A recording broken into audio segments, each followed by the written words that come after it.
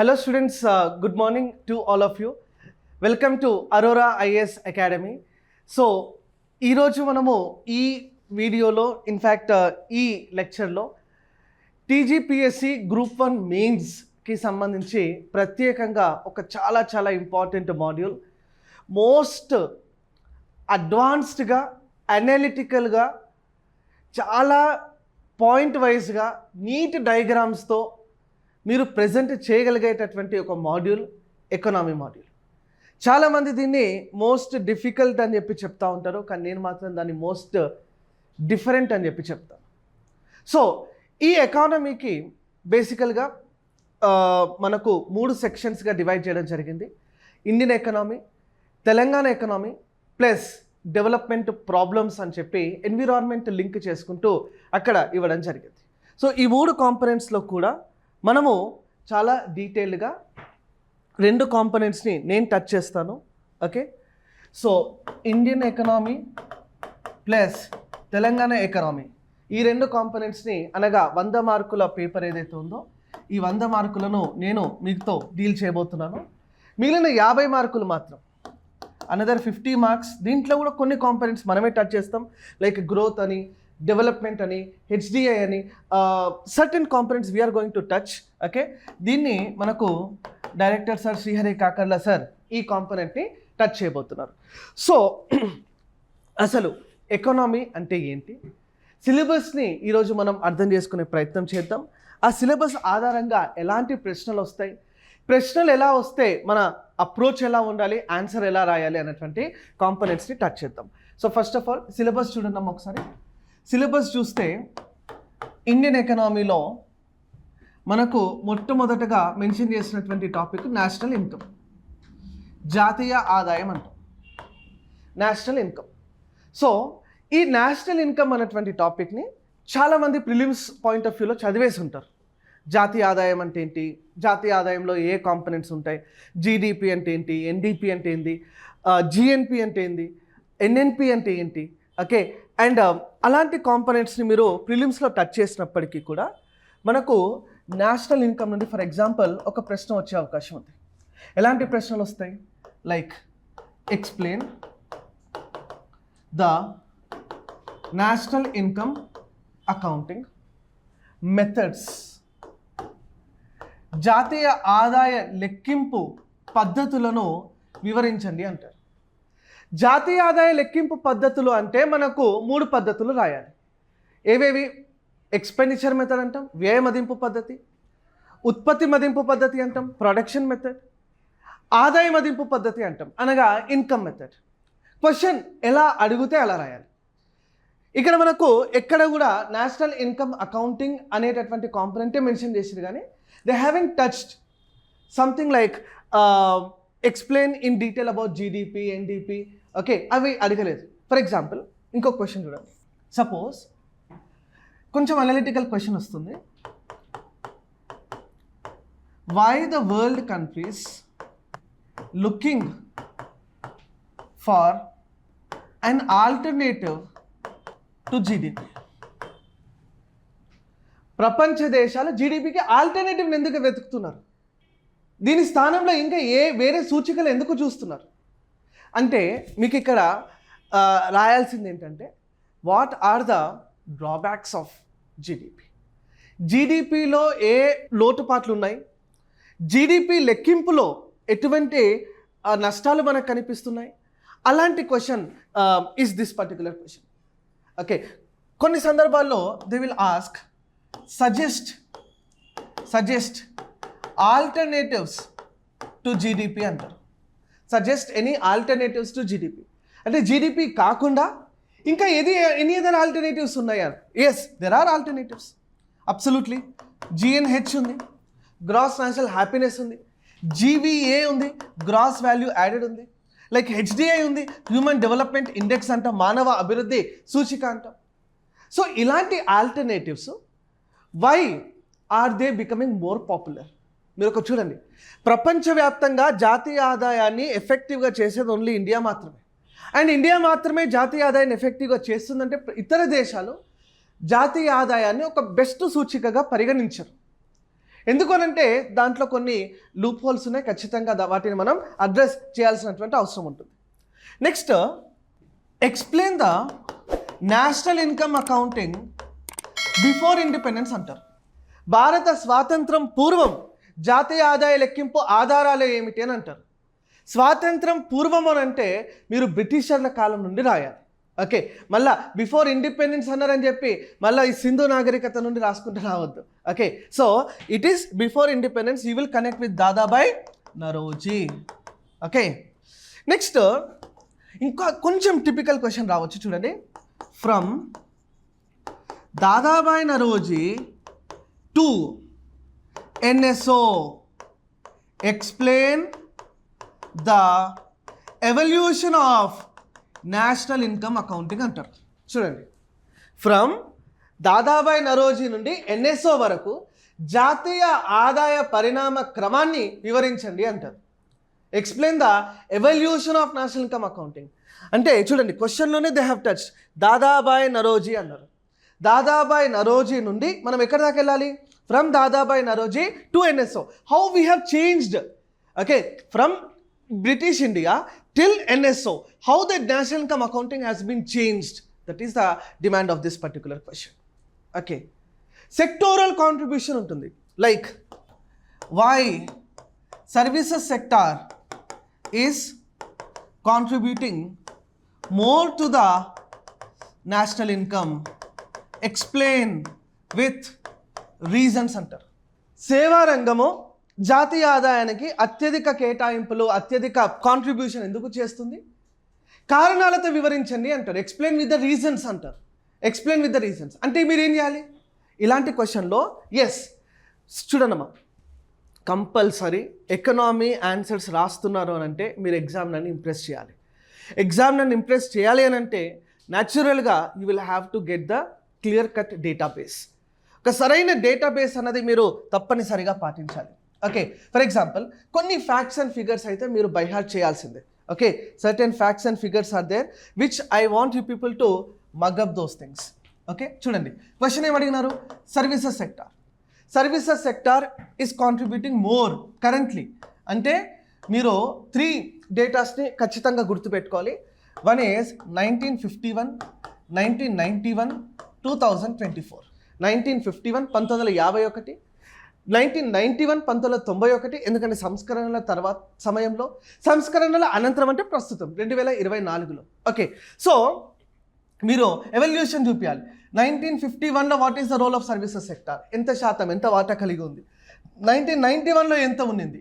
2024లో what is the role of services sector? So అదే కదా అడిగింది. Okay, why is servicing sector contributing more to the economy? Explain with the reasons. సేవా రంగం services sector grow అవుతుందని అంటే దానికి గల కారణాలు ఏంటి? వివిధ కారణాలు ఉంటాయి. Multiple reasons are there. Okay, multiple reasons. Most important reason is 1991 reform. Most important reason 1991 ఆర్థిక సంస్కరణల ద్వారా మనం ఏమనుకున్నామంటే భారతదేశంలో పరిశ్రమల అభివృద్ధి జరుగుతుంది అనుకున్నాం, కానీ జరిగింది సేవా రంగం యొక్క వృద్ధి. It is contributing more to the economy after 1991 reforms. ఇంకా ఒక కారణం ఏంటంటే లిటరసీ రేట్ అనేది పెరుగుతుంది, అక్షరాస్యత అనేది పెరుగుతుంది. Literacy rate is increasing. Next technology development. Technology లేకపోతే సేవా రంగం అనేది లేదు. Technology is developing. Okay, all the sub sectors, అన్ని ఉపరంగాలు కూడా are best contributing to the services sector growth. Okay, all the sub sectors అంటే దాంట్లో ట్రేడ్ వస్తుంది, టూరిజం వస్తుంది, బ్యాంకింగ్ వస్తుంది, ఇన్సూరెన్స్ వస్తుంది, రియల్ ఎస్టేట్ వస్తుంది, క్లియర్ పబ్లిక్ అడ్మినిస్ట్రేషన్ వస్తుంది, all the sub sectors, professional services వస్తాయి. ప్రతి ఉపరంగం కూడా సేవా రంగానికి బెస్ట్ కాంట్రిబ్యూషన్ చేస్తుంది. Next, USA and UK collaboration, ఇది కూడా ఒక ప్రధాన కారణం. సేవా రంగం వృద్ధి చెందుతుందనంటే another most important reason is United States of America మరియు UK లాంటి దేశాలతో మనం చేసుకుంటున్నటువంటి ఒప్పందాలు, USA మరియు UK లాంటి దేశాలతో మనకు ఉన్నటువంటి సత్సంబంధాలుగా కూడా ఇక్కడ మనం చెప్పవచ్చు. ఇంకా సర్వీసెస్ సెక్టార్ గ్రో అవుతుంది అని అంటే దానికి గల ప్రధాన కారణం బెస్ట్ ఇన్ఫ్రాస్ట్రక్చర్ మనం ప్రొవైడ్ చేస్తున్నాం. ఓకే, మౌలిక వసతులు అన్నవి మనము ప్రొవైడ్ చేయగలుగుతున్నాం ఈ రంగ అభివృద్ధికి.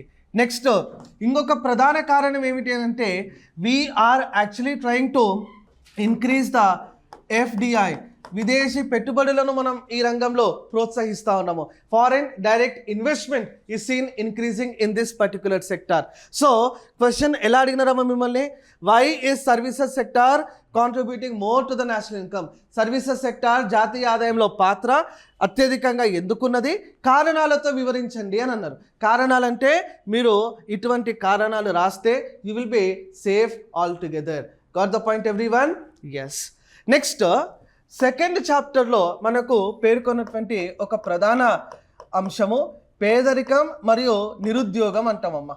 Poverty and unemployment is the second unit mention in the syllabus. Okay, for example economic క్వశ్చన్స్ని చాలా జాగ్రత్తగా చదవాల్సి ఉంటుంది. క్వశ్చన్ చూడండి, ఒక క్వశ్చన్ ఇస్తాం. Like poverty eradication is more important than India's independence. Mahatma Gandhi. Explain the current government programmes for eradicating poverty. Question ఏం చెప్పిందంటే భారతదేశ స్వాతంత్రం కన్నా పేదరిక నిర్మూలనే ముఖ్యము. ఎవరన్నారు? మహాత్మా గాంధీ. ప్రస్తుతం ప్రభుత్వం పేదరిక నిర్మూలనకు చేపడుతున్న కార్యక్రమాలను వివరించండి అన్నారు. అంటే చూడండి, జాగ్రత్త వినాలి. క్వశ్చన్లో there are 2 parts in this question. Okay, ఒక పార్ట్ ఏందమ్మా, poverty eradication is more important than independence. ఎవరు చెప్పారు? Mahatma Gandhi. Next part of the question is explains current government programmes for eradicating poverty అన్నాం. ఓకే, చూడండి, first part and second part of the question మీరు observe చేస్తే first part is actually ఇది క్వశ్చనే కాదు, it is not the question. అది కేవలం అభిప్రాయం మాత్రమే. దాన్ని నేనేమంటా అంటే ఇట్స్ అ ట్రాప్ అంట. ఓకే, చాలామంది ఆస్పిరెంట్స్ ఏం చేస్తారంటే they will start their presentation from Mahatma Gandhi. Question ఏం స్టార్ట్ అయింది? ఎక్స్ప్లెయిన్ నుండి క్వశ్చన్ స్టార్ట్ అయింది. Question is started from explain. Okay, so explain current government అన్నారు.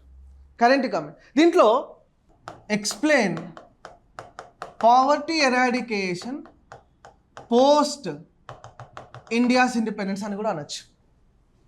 భారత స్వాతంత్రం అనంతరం పేదరిక నిర్మూలనకు చేపట్టిన కార్యక్రమాలు అడగచ్చు. Okay, first question second question చూడండి.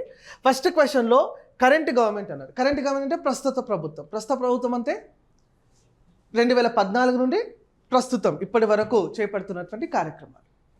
మళ్ళీ పావర్టీ ఎరాడికేషన్, ఇక్కడ ఇంకొక పాయింట్ రావాలి. కరెంట్ గవర్నమెంట్ అంటే can we mention Telangana government also? Mention చేయొచ్చా, చేయరాదా? Absolutely we can mention the Telangana state government also in this particular mode. Okay, next ఒక సింపుల్ క్వశ్చన్ రావచ్చమ్మా. What are the causes of poverty?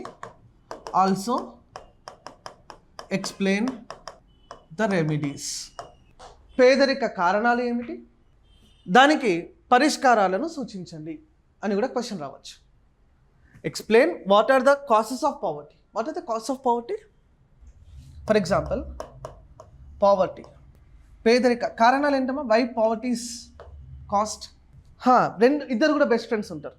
Poverty and unemployment both are best friends. Unemployment causes ఏంటంటే poverty రాయాలా, poverty causes ఏంటంటే unemployment రాయాలి. Very good, unemployment. ఇంకా very good, illiteracy. ఇంకా రూఅర్బన్ divide, గ్రామీణ పట్టణ విభజన అంటాం, రూఅర్బన్ డివైడ్. నెక్స్ట్ పేదరిక ప్రధాన కారణం వి వేర్ అగ్రేరియన్ ఎకనామీ. ఒకప్పుడు ప్రస్తుతం మనం సేవారంగం వైపుగా వెళ్ళినప్పటికీ కూడా వీఆర్ అగ్రేరియన్ ఎకనామీ. నెక్స్ట్ ఇంకా any other reason? Very good, lakh of infrastructure. కానీ మీ ఫస్ట్ క్వశ్చన్ సేవారంగం, ఫర్ ఎగ్జాంపుల్ మెయిన్స్లో ఫస్ట్ క్వశ్చన్ అడిగారు. ఏం అడుగుతారంటే సేవారంగ వృద్ధికి కారణాలు చెప్పండి అంటారు. అక్కడ మీరు ఏం రాస్తారంటే బెస్ట్ ఇన్ఫ్రాస్ట్రక్చర్ మీరే రాసి ఉంటారు. ఇక్కడ పేదరికానికి కారణాలు ఏంటంటే ల్యాక్ ఆఫ్ ఇన్ఫ్రాస్ట్రక్చర్ అని మళ్ళీ మీరే కాంట్రడిక్ట్ చేసేటటువంటి అవకాశం. So be very very neutral. చెప్తాం మీకు ఇన్ ద డ్యూ క్లాసెస్ అవన్నీ కూడా మనం మాట్లాడతాం. How to be safe while writing the economy answers. Okay, lack of infrastructure. ఇంకా వెరీ గుడ్. ఓవర్ పాపులేషనా లెస్ పాపులేషనా? Very good, over population. Okay, జనాభా. Next gender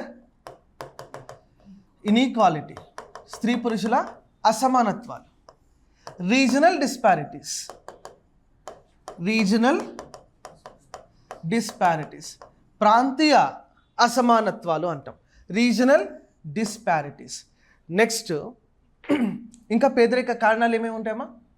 increasing in BPL population. BPL population though ఇది తగ్గుతుందని చూపించాలి, but వాస్తవంగా real లైఫ్లో it is increasing, but ప్రాక్టికల్గా డాక్యుమెంటేషన్లో it is declining actual. Okay, so question అంత అడగలేదు. క్వశ్చన్ ఏమడిగినారు? What are the cause of poverty and also explain the remedies. Causes రాశారంటే only half part of the question ఇస్తాం. Okay, 10 మార్కుల question అంటే 5 మార్కులని మనం అడ్రస్ చేసినట్టు. దీనికి పరిష్కారాలు కూడా మనం చెప్పమన్నారు, అవునా కదా? నిరుద్యోగాన్ని తగ్గించడానికి మనం ఏం చేస్తున్నాం?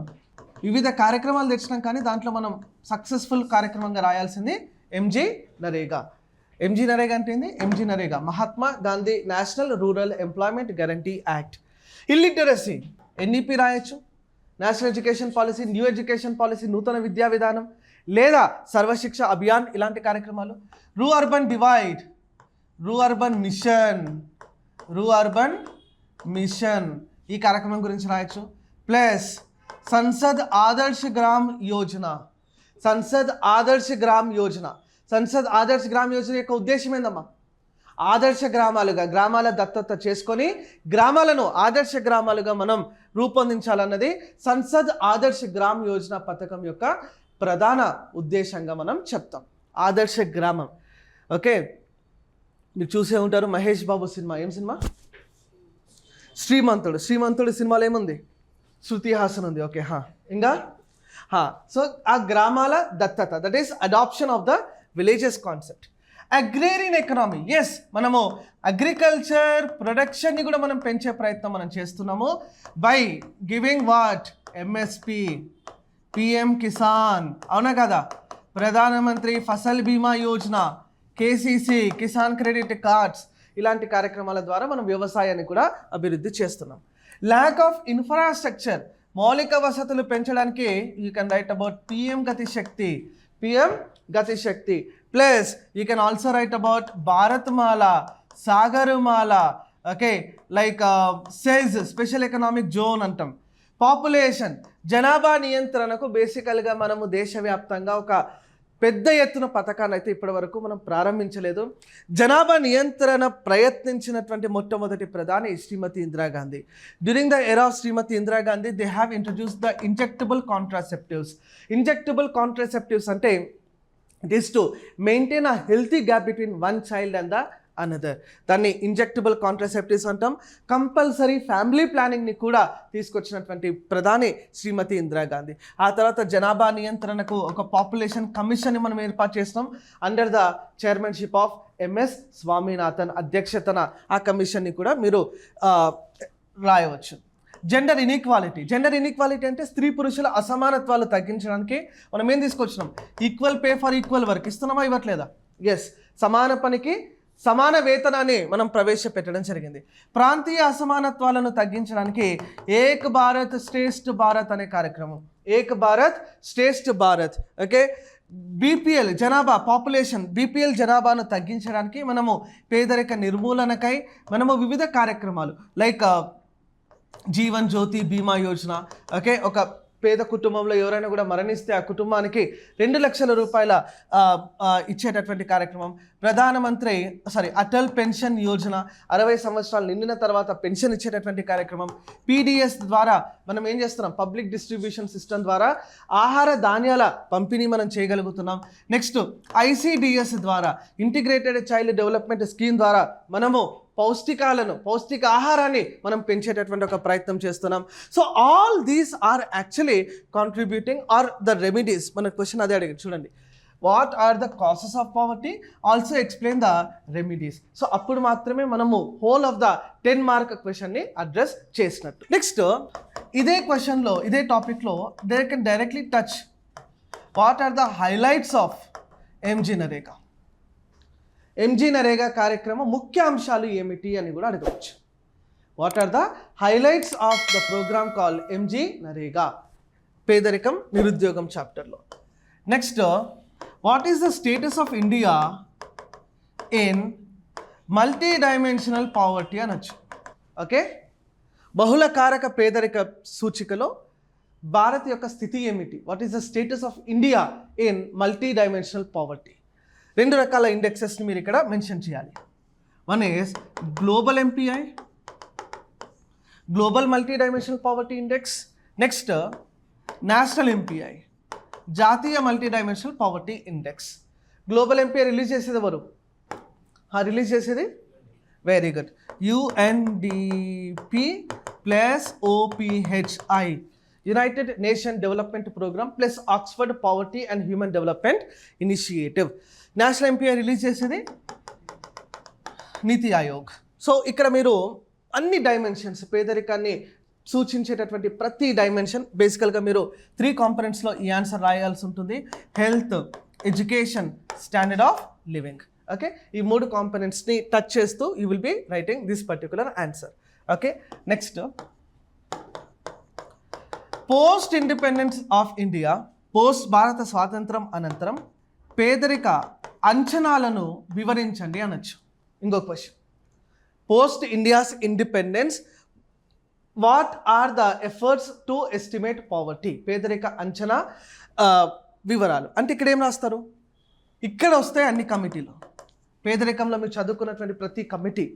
బట్ ఆఫ్టర్ ఇండిపెండెన్స్ అన్నాడు కాబట్టి దాదాపు వచ్చి రాడు. ఓకే, ఆఫ్టర్ ఇండిపెండెన్స్ అంటే వీళ్ళు directly start with Dandekar, Nilakantha Rath. Okay, ఎవరెవరు ఉన్నారు, Dandekar, Nilakantha Rath. Okay, Alagh committee, Suresh Tendulkar, Rangarajan, Hashim, Saxena, Arvind Panagariya. So ఇలాంటి కమిటీలు ఇచ్చినటువంటి నివేదికలు. అక్కడ మీరు ఏం చేస్తారు, NSSO పద్ధతులు. NSSO ఎన్ని పద్ధతులు వాడుతుంది? 3 పద్ధతులు. ఏవేవి? URP, MRP, MMRP, uniform recall period, mixed recall period, modified mixed recall period. అలాంటి పద్ధతుల గురించి మీరు రాస్తారు. Okay, post independence India explain the estimation of poverty. Okay, next పేదరికం నిరుద్యోగంలో explain the types of unemployment అనే క్వశ్చన్ రావచ్చు. Explain the unemployment and types of unemployment, నిరుద్యోగం మరియు నిరుద్యోగం రకాల గురించి టచ్ చేసేటటువంటి అవకాశం ఉంది in the 2nd chapter. Okay, next why is Indian economic growth, current డైమెన్షన్లో అడగచ్చు ఇట్లాంటి questions. Why is Indian economic growth jobless growth, ఉద్యోగాలు లేని వృద్ధిని మనం సాధిస్తున్నాం, ఎందుకు అట్లా? సో దీన్ని కొంచెం కరెంట్ డైమెన్షన్లో అనలిటికల్గా రాయాల్సి ఉంటుంది ఇట్లాంటి టాపిక్ని. Next they may also touch one more important thing like migration and remittances thereon అనే క్వశ్చన్ అడగచ్చు. మైగ్రేషన్, వలసలు మరియు వలసల ద్వారా భారతదేశానికి జరిగే ఆదాయం, వచ్చేటటువంటి ఆదాయం. ఓకే, ఇట్లాంటి క్వశ్చన్స్ కూడా ఈ యూనిట్లో అనగా పావర్టీ అండ్ అన్ఎంప్లాయ్మెంట్ అనేటువంటి చాప్టర్లో ఇట్లాంటి క్వశ్చన్స్ వచ్చే అవకాశం ఉందమ్మా. Next is the most important unit which is బేసికల్గా focusing on inflation, money, banking. చూడండి, మీ సిలబస్లో ఎక్కడా కూడా ద్రవ్యోల్బణం అన్నటువంటి టాపిక్ని మెన్షన్ చేయలేదు. Okay, nowhere in the syllabus inflation is seen mentioned. But inflation సిలబస్లో లేదు కానీ ఇన్ఫ్లేషన్ క్వశ్చన్స్ మీకు క్వశ్చన్ పేపర్లో కనిపిస్తాయి. ఓకేనా? సో ద రీజన్ బీయింగ్, ఇక్కడ దీని గల కారణం ఏంటి అని అంటే, inflation, whenever we speak about inflation నుండే మనం మనీ బ్యాంకింగ్కి వెళ్ళాలి. ద్రవ్యోల్బణం అర్థం చేసుకోకుండా మనీ బ్యాంకింగ్ అర్థం కాదు. Okay, so they may touch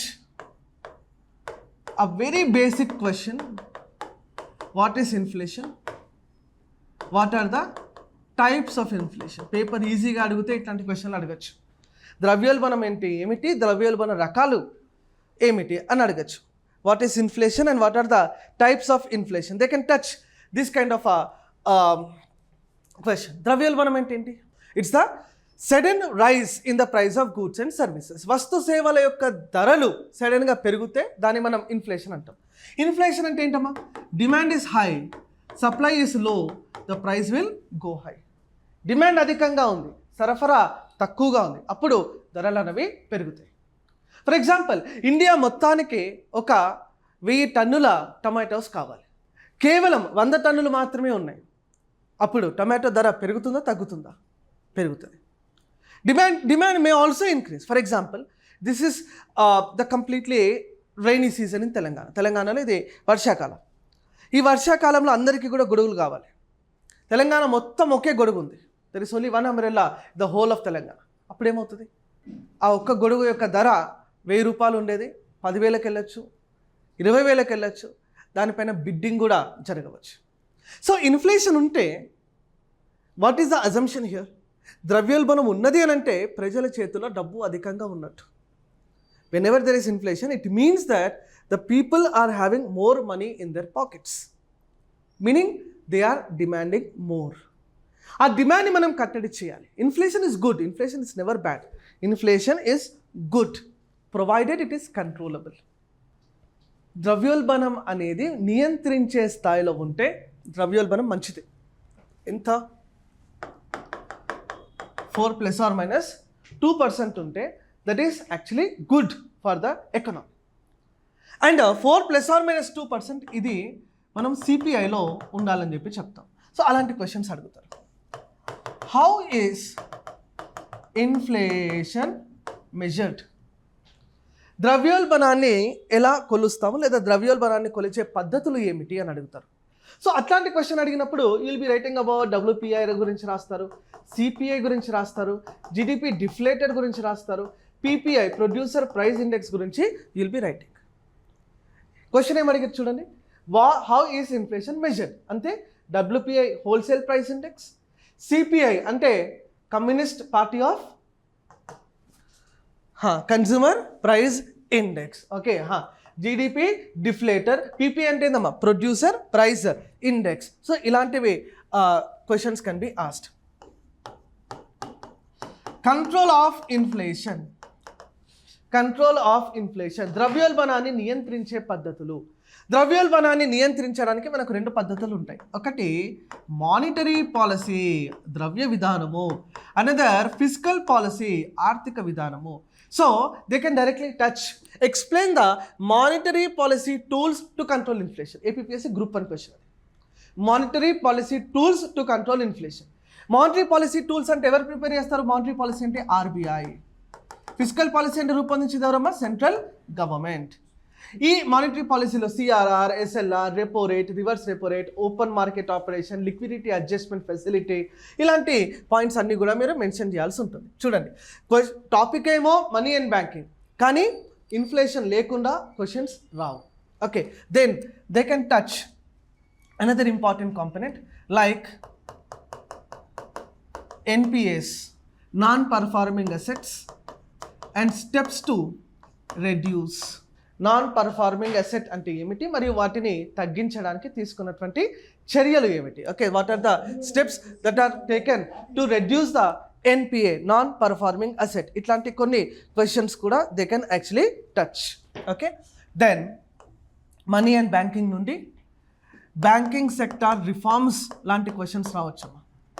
banking రంగంలో సంస్కరణలు ఏమిటి? నరసింహన్ కమిటీ 1, నరసింహన్ కమిటీ 2, అలాంటి కొన్ని questions they can touch. They can very important. కొంచెం కరెంట్ డైమెన్షన్లో అడిగితే what is the conflict of RBI versus central government? RBI కేంద్ర ప్రభుత్వం మధ్య ఉన్న వివాదం ఏమిటి? That kind of questions can also be touched. Okay, డైరెక్ట్గా RBI అండ్ ఇట్స్ ఫంక్షన్స్ అన్నటువంటి క్వశ్చన్ అడగచ్చు. రిజర్వ్ బ్యాంక్ ఆఫ్ RBI అంటే రిజర్వ్ బ్యాంక్ ఆఫ్ ఇరాన్. ఇరానా ఇరాకా? ఇండియా. సో ఆర్బీఐ యొక్క విధులు ఏమిటి, what are the functions of reserve bank of India, ఇలాంటి కొన్ని క్వశ్చన్స్ కూడా they can touch in this particular chapter. Okay, so just understand this. దీంతో పాటుగా మనకు మెన్షన్ చేసినటువంటి మరొక చాప్టర్ అమ్మా, దట్ ఈస్ ఫిస్కల్ పాలసీ లేదా పబ్లిక్ ఫైనాన్స్ అంటాం. ఓకే, ఈ ఫిస్కల్ పాలసీలో సెంట్రల్ గవర్నమెంట్ మెజర్స్ గురించి మనం మాట్లాడతాం. ఇక్కడ కొంచెం టెక్నికల్ క్వశ్చన్స్ రావచ్చు. ఇన్ఫ్యాక్ట్ ఆర్బీఐలో కూడా టెక్నికల్ క్వశ్చన్స్ వస్తాయి, దీంట్లో కూడా టెక్నికల్ క్వశ్చన్స్ రావచ్చు. Like what is expansionary fiscal policy and contractionary fiscal policy. Okay, expansionary fiscal policy విస్తీరణ దిశ ఆర్థిక విధానం మరియు కట్టడి దిశ ఆర్థిక విధానం మధ్య తేడా ఏమిటి, what is the difference between expansionary fiscal policy and contractionary fiscal policy. ఇలాంటి క్వశ్చన్స్ వచ్చినప్పుడు I want you people to make a table like this. Okay, at least ప్రాక్టీస్లోనైతే మీరు ఇట్లాంటి టేబుల్ చేయండి. ఒక దగ్గర ఎక్స్పాన్షనరీ ఫిస్కల్ పాలసీ రాస్తారు, ఇంకో దగ్గర కాంట్రాక్షనరీ ఫిస్కల్ పాలసీ రాసి దీనికి సంబంధించినటువంటి పాయింట్స్ అన్ని ఇక్కడ, దీనికి సంబంధించిన పాయింట్స్ అన్ని ఇక్కడ. ప్రాక్టీస్లో ఇలా రాయండి, బట్ ఎగ్జామినేషన్లో మీరు దీన్ని first expansion fiscal policy heading పెట్టి you'll write about EFP, contraction fiscal policy heading పెట్టి దాని గురించి రాయొచ్చు. కానీ ప్రాక్టీస్ టైంలో ఇలా మీరు చేయండి అని చెప్తున్నా. దానికి గల కారణం ఏంటంటే it is easy to revise, రివిజన్కి సింపుల్గా ఉంటుంది. ఎగ్జామ్లో ఇట్లా ఎందుకు రాయొద్దు అంటున్నా అంటే ఎగ్జామ్లో మనం పేజీలు నింపాలి. ఓకే, పేజీలు నింపాలి కాబట్టి I don't recommend this particular aspect there. Okay, nine. ఇదే క్వశ్చన్లో మోస్ట్ ఇంపార్టెంట్ కంపల్సరీ క్వశ్చన్ అమ్మా, taxation system in India.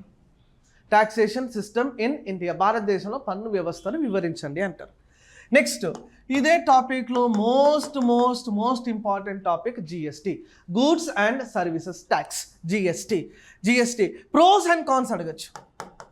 GST pros and cons, GST వల్ల లాభాలు, జిఎస్టీ వల్ల నష్టాలు, pros and cons of GST అనేటువంటి టాపిక్ కూడా ఇదే చాప్టర్లో అడగవచ్చు. Next they can touch in this particular topic potential GDP. మళ్ళీ చూడండి, జీడిపి అనేది నేషనల్ ఇన్కమ్లో వస్తుంది, పొటెన్షియల్ జీడిపి సంభావ్య జీడిపి అంటాం. సంభావ్య జీడిపి అంటే ఏంటి, పొటెన్షియల్ జీడిపి అంటే ఏంటమ్మా అంటే ఇట్ ఈస్ బేసికల్గా the estimated GDP growth in the upcoming years. రాబోయే కొన్ని సంవత్సరాల కాలంలో మనం సాధించబోయే జీడిపి వృద్ధిని మనం సంభావ్య జీడిపి అంటాం. అది ఎప్పుడైనా కూడా అప్వర్డ్ స్లోపింగ్గా ఉంటుంది. Okay, it is always, for example 2024, 25, 26, 27, 28, 28 ఎట్లా తీసుకుందాం. గ్రోత్ 5%, 6%, 7%, 8%, 9%, 10%. పొటెన్షియల్ అంటే మన సామర్థ్యాన్ని మనం ఎప్పుడు కూడా ఎక్కువగానే మనం చూపిస్తాం. ఈరోజు తెలంగాణ వ్యాప్తంగా గ్రూప్ 2 వాయిదా వేయమని కోరుతున్నారు. గ్రూప్ 2 వాస్తవంగా ఎప్పుడు జరగాలి, ఆగస్ట్ మంత్లో గ్రూప్ 2 ఎగ్జామ్ వాజ్ షెడ్యూల్. అంటే తెలంగాణలో అభ్యర్థులు ఏం చెప్పే ప్రయత్నం చేస్తున్నారు, మీరు వాయిదా వేయని మా సత్తా ఏందో చూపిస్తామంటారు. ఓకే, అంటే if you postpone the examination they will show what is their potential. Okay, potential will always be upward. ఎన్ని గంటలు చదువుతారు మీరు రోజుకి? 5 గంటలు, 6 గంటలు. మీ పొటెన్షియల్ ఎంత అంటే 10 గంటలు. Yes or no?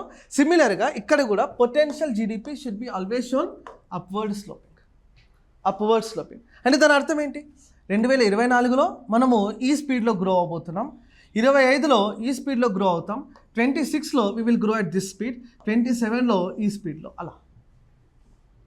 కానీ వాస్తవంగా అంత స్పీడ్ని మనం అచీవ్ చేస్తామా? చేయొచ్చు, చేయకపోవచ్చు. Okay, so we may grow beyond the potential, అంటే పొటెన్షియల్ కన్నా ఎక్కువ వెళ్తున్నాం. We may grow less than the potential. జాగ్రత్త వినాలి, పొటెన్షియల్ కన్నా కూడా ఎక్కువ పోవద్దు, పొటెన్షియల్ కన్నా కూడా తక్కువ ఎప్పుడు పోవద్దు. If you are growing beyond the potential, boom అంటాం. If you are going less than the potential, burst అంటాం. లేదా దాన్నే recession అంటామమ్మా.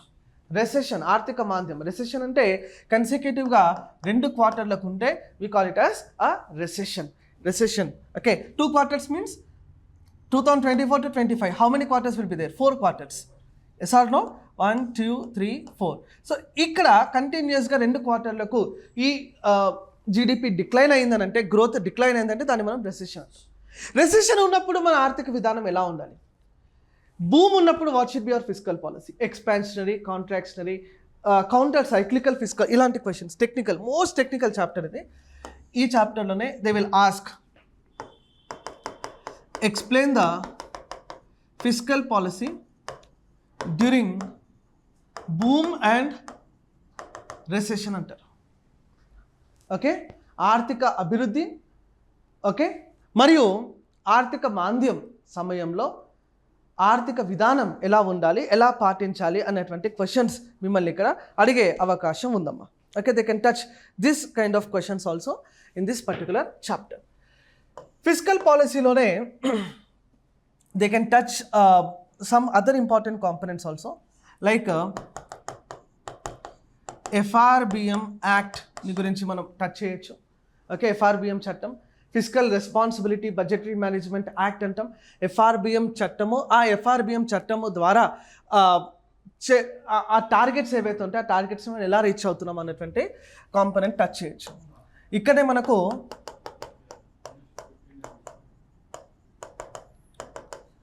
They can touch a topic call finance commission, ఆర్థిక సంఘం. 15వ ఆర్థిక సంఘం, 16వ ఆర్థిక సంఘం. 16వ ఆర్థిక సంఘం నూతనంగా అపాయింట్ అయింది. సో దాన్ని టచ్ చేయకపోయినా 15th ఫైనాన్స్ కమిషన్ యొక్క హైలైట్స్ని రాయమని చెప్పి, ఇది పాలిటీలో కూడా అడుగుతారు, ఎకానమీలో కూడా అడుగుతారు. ఎకనామిక్ డైమెన్షన్లో ఈ ఆన్సర్ మీరు రాయాల్సి ఉంటుంది. Okay, no need to write about, అంటే ఎకనామీలో అడిగినప్పుడు ఆర్టికల్ 280 గురించి రాయాల్సిన అవసరం లేదు. అక్కడ అపాయింట్మెంట్ సో ఒక ఇంపార్టెంట్ అప్డేట్ వస్తుంది. తెలంగాణ స్టేట్ గ్రూప్ 1 ఫలితాలు, తెలంగాణ స్టేట్ గ్రూప్ 1 ఫలితాలు కొద్దిసేపటి క్రితం విడుదలైనాయి. సో ఒక్కసారి వెబ్సైట్లో చెక్ చేసుకొని అందరూ కూడా ఎవరెవరైతే గ్రూప్ 1 ఎగ్జామ్ రాసారో డైరెక్ట్ నెంబర్స్ అనేవి డిస్ప్లే చేయడం జరిగింది. So hearty congratulations from Arora IAS to all those selected for group 1 mains ఎగ్జామినేషన్కు ఎంపికైన వాళ్ళందరికీ కూడా I wish you all very hearty congratulations. So, I think you will all be busy checking the result, చూసుకోవడంలో బిజీగా ఉంటారు. So ఇలాంటి questions అనేవి touch చేసే అవకాశం ఉందమ్మా. సో ఫైనాన్స్ కమిషన్, ఎఫ్ఆర్బిఎం చట్టం, ఇలాంటి క్వశ్చన్స్ అన్నవి అడిగేటటువంటి అవకాశం ఉంది. సో రైట్, సో ఇట్లాంటి క్వశ్చన్స్ని Q&A ఫామ్లో మన మాడ్యూల్ని కంప్లీట్ చేయబోతా ఉన్నాము. So 15th of this month నుండి ఎకనామిక్ క్లాసెస్ అన్నవి స్టార్ట్ అవుతాయి. సో ఇలాంటి ఓరియంటేషన్తోనే we will be studying economy in detail every one of you. So once again thank you so much Arora IAS academy and happy to see you from 15th of July. Thank you sir. So science and ఇప్పుడే మనకు TGPSC group 1 preliminary results అన్నది announce చేయడం జరిగింది. 1:50 రేషియోలోనే తీసుకోవడం జరిగింది. So డైరెక్ట్గా మీకు వెబ్సైట్లోకి వెళ్తే అక్కడే హాల్ టికెట్ నెంబర్స్ ఇచ్చేసారండి, హూ ఆర్ సెలెక్టెడ్ అన్నట్టు హాల్ టికెట్ నెంబర్స్ అనౌన్స్ చేయడం జరిగింది. So heartly congratulations from Arora IAS and team. దాదాపుగా 1:100 రేషియోలో తీసుకుంటారని చాలామంది ఆశపడ్డారు. అయినప్పటికీ కూడా గవర్నమెంట్ 1:50 రేషియోలో తీసుకోవడం జరిగింది. ఎనీవే, ఎవరైతే సీరియస్ ఆస్పిరెంట్స్ ఉన్నారో వాళ్ళందరికీ కూడా కంగ్రాచులేషన్స్. అండ్ ఆల్రెడీ గ్రూప్ 1 మెయిన్స్కి సంబంధించి జాగ్రఫీ, ఎన్విరాన్మెంట్ మాడ్యూల్ స్టార్ట్ అవ్వడం జరిగింది by Srihari Kakala sir. So from tomorrow onwards early morning batch అండి, 6 AM బ్యాచ్కు సైన్స్ అండ్ టెక్నాలజీ అన్నది స్టార్ట్ అవ్వబోతుంది with by Bharat Sattar sir. అలాగే శ్రావణ్ సార్తో మనకు ఈ మంత్ 15th నుండి ఎకానమీ మాడ్యూల్ అన్నది స్టార్ట్ అవ్వబోతుంది, బైలింగ్వల్లో ఉంటుంది. మ్యాక్సిమం 1 monthలో మీకు ఈ కోర్స్ అన్నది కంప్లీట్ అయిపోతుంది. ఎవరైతే ఈ కోర్సెస్కు సంబంధించిన ఇన్ఫర్మేషన్ ఇంకా కాస్త కావాలనుకుంటున్నారో మీరు ఈ 9346265766 ఈ నెంబర్కు కాల్ చేసి మీకు ఏమైనా ఇన్ఫర్మేషన్ కావాలంటే కలెక్ట్ చేసుకోవచ్చు. Okay, I wish you all the best once again. Thank you.